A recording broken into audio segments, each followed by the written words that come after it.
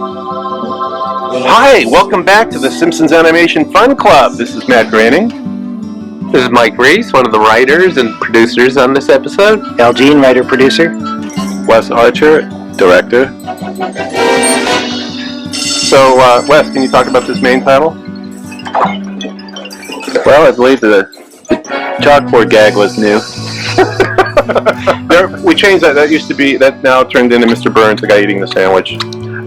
I always enjoy waiting for the couch gag. I remember on the internet when the show debuted, people would go, "Have you noticed they changed the chalkboard sayings every episode like it was this shocking revelation?" I actually wanted this main title to be really long because I really didn't pay that much attention to television after I was a child, and main titles used to be really long. Mm-hmm. And also I thought we'd have to do less animation per episode if we had a much longer main title. Have you talked about how the varying jokes in the main title was inspired by the Mickey Mouse Club? Oh yeah, no, I completely forgotten about that. That was from the Mickey Mouse Club. When Donald Duck, during the Mickey Mouse Club theme, Donald Duck would always be hitting that gong, and something terrible would happen. The gong would never. Yeah, it would be a different. They had at least 5 different ones. The gong would explode, or Donald would vibrate on a frame, and I think that was the inspiration for this, changing the beginning and end of the main title every week. Because I don't think I'd seen it on any other show. Well, I believe we now owe Disney about $5 billion. The Dick Van Dyke Show, with the Automon when he either steps over it.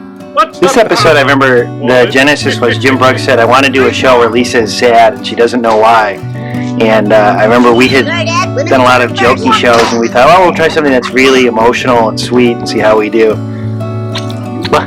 My memory is just a little different. And that one thing I had heard was Jim Brooks always wanted to do this episode on Taxi. He just wanted to do an episode where Alex is sad, and I think they never got around to it. And so when he pitched it for this, we had a little trepidation about doing it, and I remember Matt once saying, "Oh, you're the guys who got stuck with that one." we were all very worried about it, but you learn pretty early to trust Jim Brooks and his judgment, and it turned out very popular, and especially with women who have never been a real key part of our audience, or a real big section of the Simpsons audience. Women were very touched by it, and it's surprisingly moving. I got 2 cupcakes for the 3 of you. Well, Mom, I don't think they have this erupting volcano in the house anymore. For the past 3 decades to keep it. Just take mine. A simple cupcake will bring me no pleasure. Oh, yeah! Hey. All right, class, from the top. 1 and 2 and 3 and 4.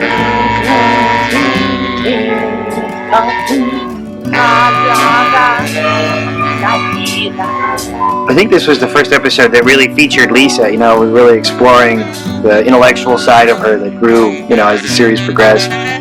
This is a character named Mr. Largo after the musical term, voiced by Harry Shearer.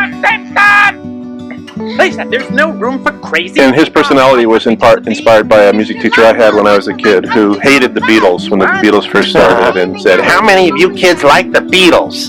Well, they can't sing, they can't play, the songs are horrible." Now that's all fine and good, but Lisa, none. One the technique that the composers for the show have used is to get real elementary school bands and use their music as the band for Springfield Elementary.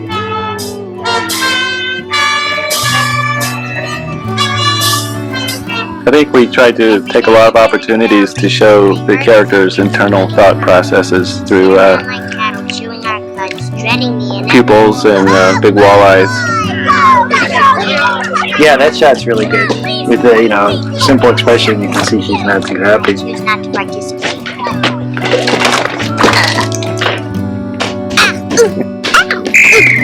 Lisa, we are playing dodgeball here. The object of the game is to avoid This the was a ball fun by scene. weaving or ducking out of its path. In other words, to dodge the ball. Listen, So what, Izzy, just is tell me this why you weren't this getting stuff out of the harder or ball. easier or just... I'm too I sad. remember trying to stage the characters out of the frame to make it easier. Now let's see some enthusiasm. Yeah, one of the things I always was amazed about on The Simpsons is the writers who were not animators would write these scenes with huge crowds of people in them. Yeah. And what was amazing, Wes, about you guys was how much you rarely cheated. Mostly it was, when we called for a crowd, which was every other scene, it seemed like they were all try to stage it. No, those kids are really moving in the background there. I pointed out, We cheat, well, so you don't notice. well, this is a semi-disguised appearance of one of my cartoon characters from Life in Hell, as the referee. Yeah, we wanted to give the referee a distinctly Matt Groening look. Hey, no, I'm not down. Get up. You would think this would date the show more than anything. The fact that now video games look so much better than The Simpsons do. Wait a minute. Wait, It's funny how they're still so popular too. These designs were loosely based on Homer and Bart. The warrior for Bart and the warrior for Homer, time, you little hoodlum. Whoop, get out of the way. I didn't do it. Nobody saw me do it. There's no way they can prove anything. which would be a very advanced video game technology. There must be some mistake. Hey, you're right. This note's about Lisa. Lisa? that's great.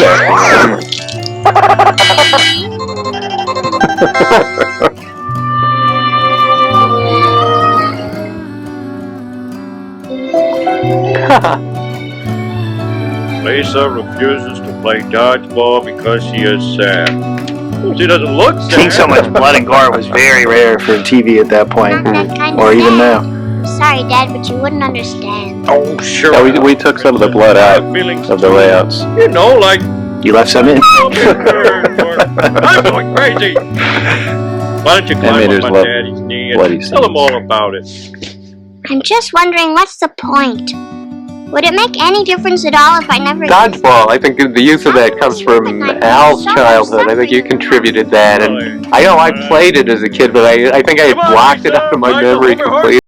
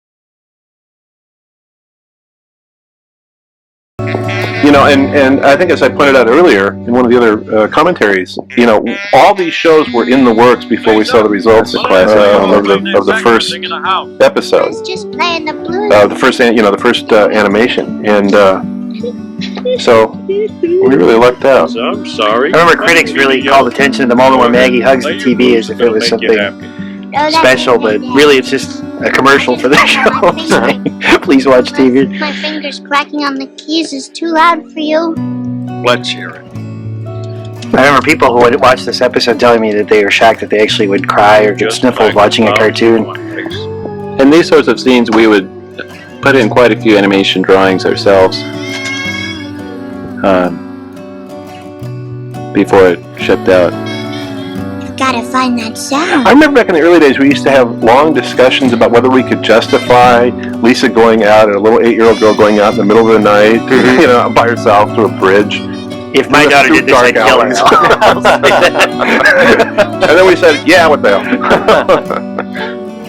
So the voice for Bleeding Gums Murphy is Ron Taylor, an actor who we'd seen on Wise Guy, among other shows. And the name is loosely based on Blind Lemon Jefferson, the old bluesman.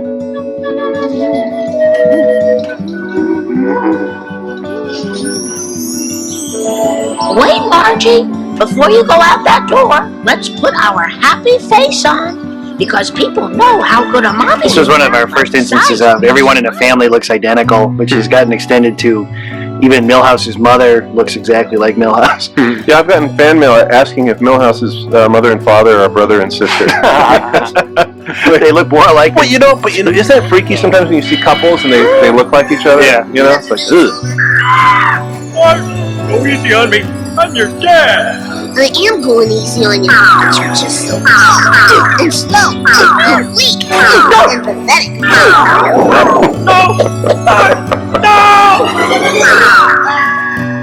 That's good, except for sequences like this. I'd say it's clearly. Let's talk about the anglerworm tongue. The scream cycle, I think that's 3 drawings. Cycled indefinitely.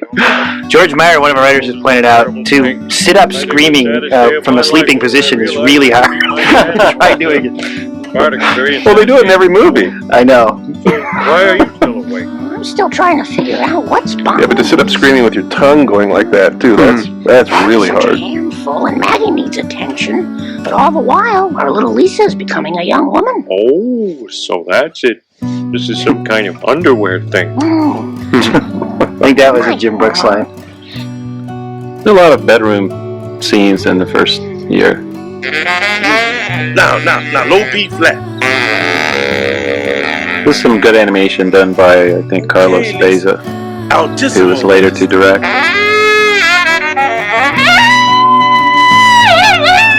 Very nice. Well, Bleeding Gums, I think he appeared, Myself I don't know, maybe 3 episodes and then over the run of the series. Then we killed him off, but he's in the credits every week. this way. You ever been? He's very popular, despite not being in the show that much. Yeah. One reason he didn't reappear is he wasn't voiced by one of our 6 regulars. I have problems too. Well, I can't help you, kid. I'm just a terrific horn player with tons of soul. But I can jam with you. Okay.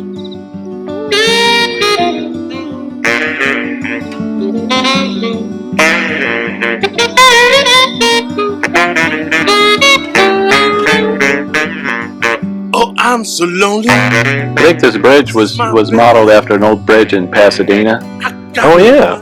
You pass it on the freeway now. It's still there.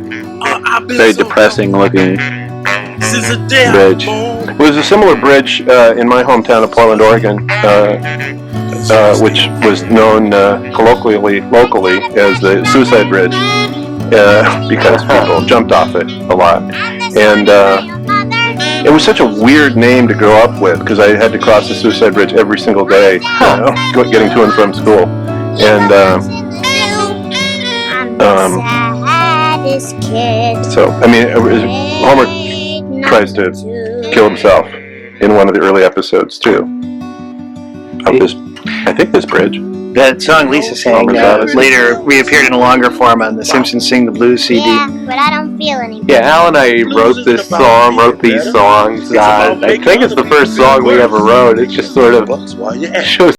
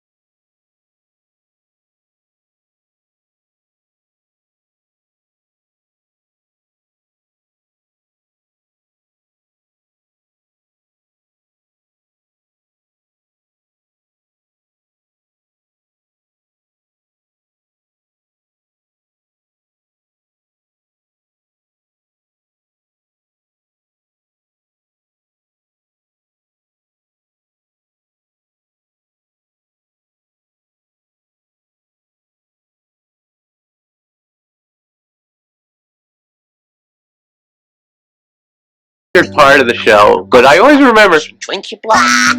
they never really got laughs at table readings with the cast, and people recognized that we did him as a runner, but they never really said they liked him that much. And they just became brutally hard to come up with genuinely funny fake names for Bart to use, and then to write these very angry threads for Mo to do. The angrier he got, the further away the animator would draw the phone away from Mo's ear and mouth, so we always had to get that phone up to his head. This was a real challenge. We would get these wonderful scripts, and we hadn't directed half-hour shows much at all before this, if any. And we would just work out ways to stage it so that we wouldn't have to do too much animation for the budget. Who's next? One game I always liked in the background was Robert Goulet Destroyer. Teach me to fight like you do? No. Oh, come on. Yeah. I'll tell you what. Later, do it if you bark to like appear in Bart's Treehouse, Robert Goulet.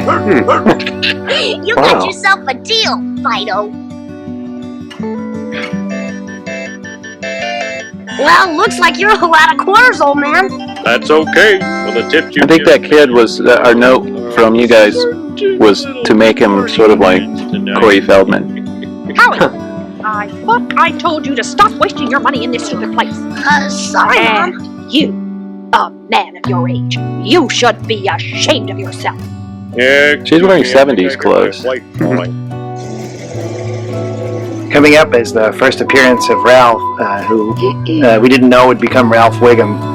That happened later, and he was named after Ralph Cramden on The Honeymooners because we wanted sort of a little loutish boy, sort of a junior version of Homer. Doesn't matter how you I didn't know that. Well, that's the fact. surface that counts. But he didn't become Ralph Wiggum till the episode where he had a crush on Lisa, and someone said, "Hey, wouldn't it be funny if Ralph was Wiggum's boy?" Until you're almost working on them. And then you'll fit in, and you'll be invited to parties, and boys will like you, and happiness will follow. No, come on, you can do better than that. That's great That's animation. my girl. I feel more popular already. Hey, nice smile. Thanks. Hey, what are you talking to her for? She's just gonna say something weird. Not me. You know, I used to think you were some sort of a brainiac, but I guess you're okay. Uh-huh. Hey, why don't you come over to my house after practice? You That sounds can like do my Nelson. homework. I know. Nancy Cartwright. 5 minutes, people, 5 minutes. Marge has Now, tremendous Simpsons, I hearing. hope we won't She have a can repeat pick up on this yesterday. little Our first unbridled discussion creativity. 30 feet away. No, sir.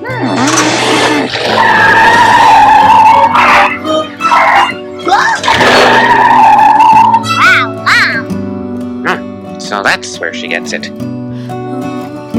Lisa, I apologize to you. I was wrong. I take it all back. Springfield had very loose seatbelt laws back then. Be sad. We'll write it out with you. The idea that I wanted to keep alive in the show was that everyone wore seatbelts except Homer. And we followed that rule occasionally. But not consistently, obviously. I said you could stop smiling, Lisa. I feel like smiling. I'm gonna knock you out one more time, and that's it. This I is love getting Homer's boring, whimper man. at the end of this scene.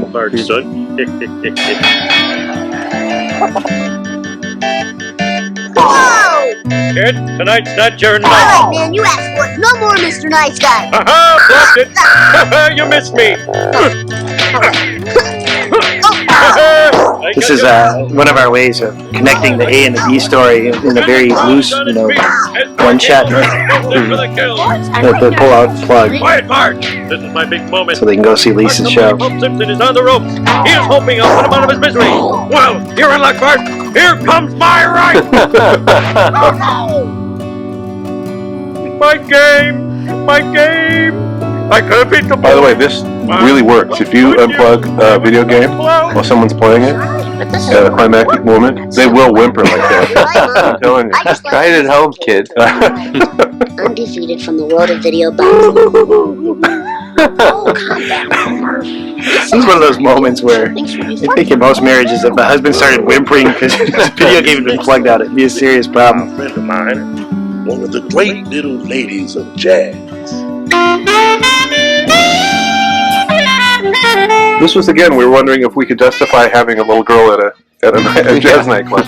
Well, here at least her parents came to the club. She went just out in the town at midnight by herself. Got this bratty. It's a funny thing where the Simpsons ostensibly are Caucasian and they're yellow, and it seems black people are white, and Asians are chalk white, I think, on the Simpsons. My dad acts like he belongs. Well, that's all this. There's been little color shifts over the years. You know, the original idea behind the color yellow, which was Wes, maybe you know who's the colorist? Who's the original colorist? Georgie Palouse. Yeah, Hungarian woman. yeah. It was a great choice. Yeah. And because it made the show look like nothing else on television. And I always had the sneaky idea back then that people would try to adjust the color to make them, that typical pink color that passes for Caucasian on cartoons, and then every other color would be red. I think we had a problem with the yellow coming out greenish in the Tracy Ullman shorts. Is this the first time that instead of having a black background for the closing credits, we kept it over animation? I think so. Yeah, I think so. This show has a lot of mood. Yeah, I love the Lighting moon. Oh, was it called the Jazz Hole? Yes. That again, I thought, no way is that going on the air. That is the filthiest joke to put on a television show. I think the Fox censor just got. Yeah, there's Carlos who directed some later episodes. Yeah, we had a few animators.